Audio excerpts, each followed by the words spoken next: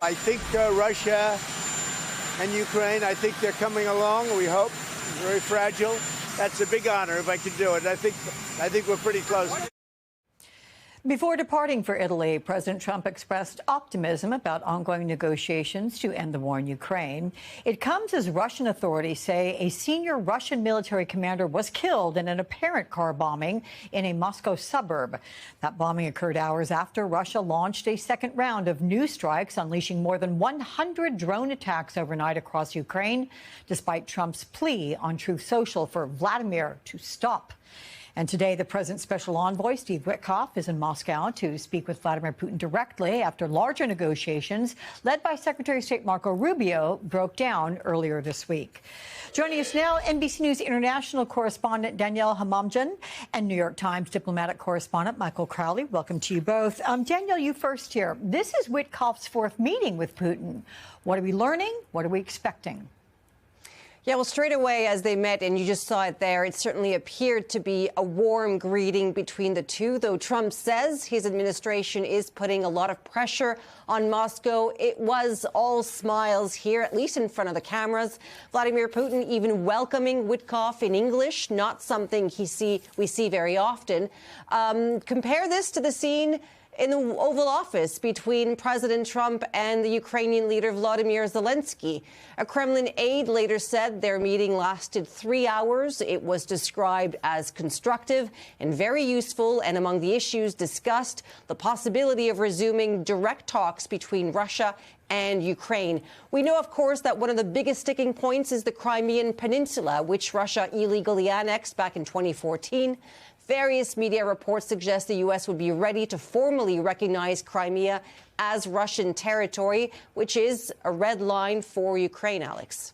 What about the senior Russian military commander that was killed in that vehicle explosion near Moscow? What do we know about that? Yeah, the man in question here is Lieutenant General Yaroslav Moskalik, 59 years old, and he was killed when walking by a vehicle that exploded near his residence. This happened in a town east of Moscow. This is according to the Investigative Committee of Russia, which also said the blast occurred following the detonation of a homemade explosive device filled with shrapnel.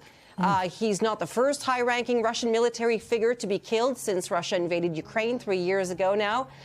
Ukraine has not claimed responsibility, but they've certainly demonstrated in the past that they have the capability to do so. Russian authorities, meanwhile, have called it an act of terror. Dmitry Peskov, the Kremlin spokesperson, was doorstepped and asked specifically about the explosion. His answer, that the Kyiv regime once again showed its true nature. Alex. So, Michael, the timing and the stakes of this meeting between Witkoff and Putin, what is their relationship like, especially when you compare it to the relationship that exists between Putin and Trump? Well, it's an extraordinary relationship. I mean, look, I've written about Steve Witkoff. I've talked to people about Steve Witkoff. They have a lot of good things to say about him. You know, he is a friend of Donald Trump's from Manhattan in the real estate development world. He was originally a lawyer. People say that he's very smart. He's charming. He has a sort of a nose for how to do a deal. But remember, this is a guy who had no previous diplomatic or foreign policy experience, no known expertise in Russia.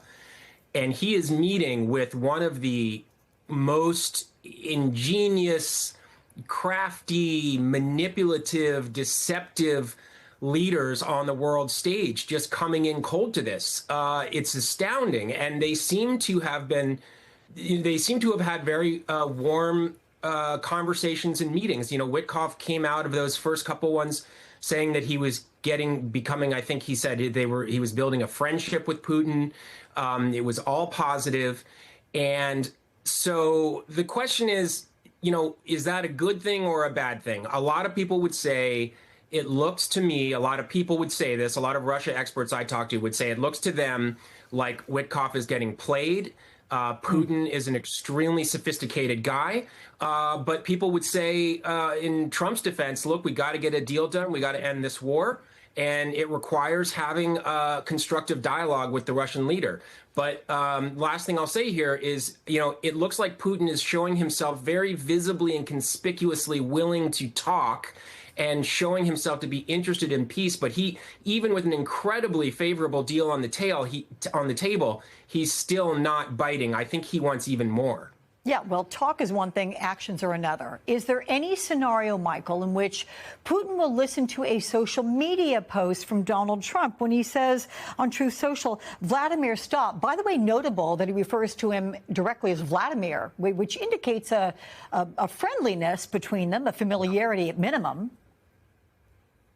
Yeah, and I didn't quite respond to that part of your first question, which is Trump's relationship with Putin and how it compares to Witkoff's. You know, I think what Witkoff is doing is being an extension of Trump. And when people say, well, how did this guy with no experience wind up being, in the view of some people, the de facto Secretary of State?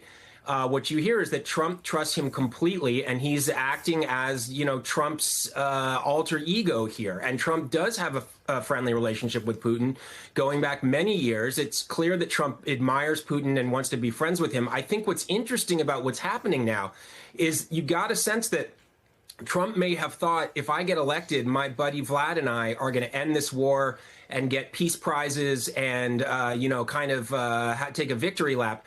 And Trump is finding out it's more complicated than that. And Putin is a very complicated guy, and his designs are very big here. And so it's not as simple as he thought it was going to be. And the question is, you know, what does Trump do with that? Does the relationship have a breaking point if Putin doesn't listen to him?